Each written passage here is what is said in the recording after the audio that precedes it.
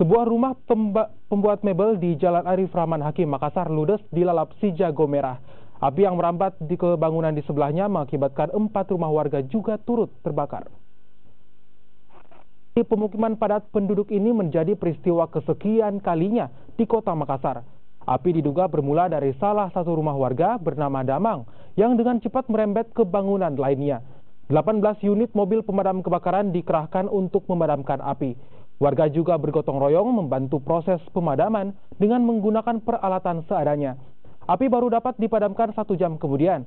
Tidak ada korban jiwa dalam peristiwa ini dan aparat kepolisian Polsek Talo masih menyelidiki penyebab pasti kebakaran serta memasang garis polisi di lokasi kebakaran.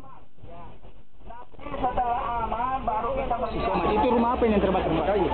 Itu baru dibangun atau bagaimana? Lama mebel itu. Itu bagaimana ada api tadi Pak? Saya ke atas dari sudut situ Pak. Itu rumah di tempat sama siapa Pak namanya? Namanya Haji Damang. Penyebab sementara masih belum diketahui. Asalnya dari mana Pak? Dari rumah mana Pak? Belum ditahu. Saya tanya tadi warga belum ditahu yang mana pertama terbakar. Namanya dari rumah.